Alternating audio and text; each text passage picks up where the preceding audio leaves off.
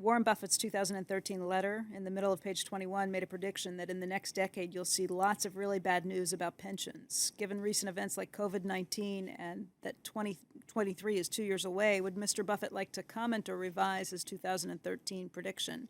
Did COVID-19 delay, accelerate, eliminate, or not change it?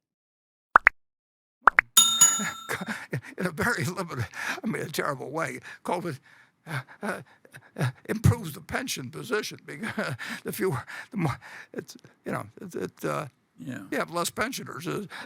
But the pension situation is terrible in a great many states. It's not so bad at the corporate level, and there's some multi-employer plans, obviously, that have got problems. But basically, it's a terrible problem for the states, and of course, some states.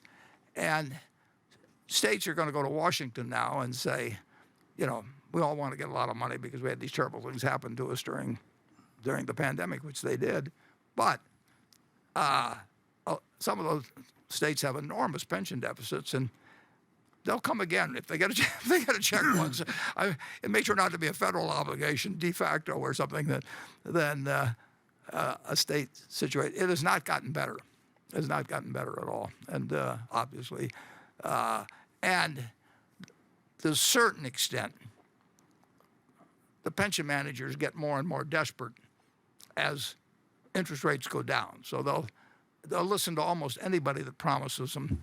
They've always had that tendency anyway, but they'll listen to people that promise them that they're going to, one way or another, solve their problem for them, and that isn't going to work.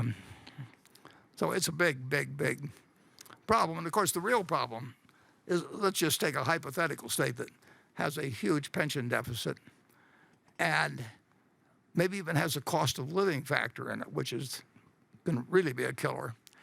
And you can move if you're an individual. Charlie won't move to save that $500 million. He was not going to move to Nevada or someplace. But you can move if you're an individual to some degree, particularly if you're rich and old and retired.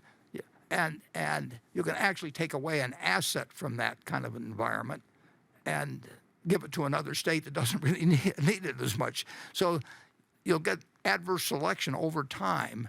But if you're a company and you put a plant there, you can't move the plant in 5 or 10 or 20 years. So as the taxable base of individuals falls down, simply because people select out of being a part of the population, you can't select out very well as a corporation. So you have to be very careful and think a long time before you go into some state with a huge pension deficit and a declining population, because you're going to be the last man left, and the pensions won't go away. And I don't think, anybody with a short-term outlook doesn't worry about that. Just get me past the next election, and I'm all right on that one. But we don't want to be. We're not going to stay a plant that's going to be around for 50 years in some place where the population gets halved and the richer part gets cut dramatically, even more dramatically. And we still got a valuable plant there, and we got to keep operating. And we're going to, one way or another, it's not going to be a good place to be.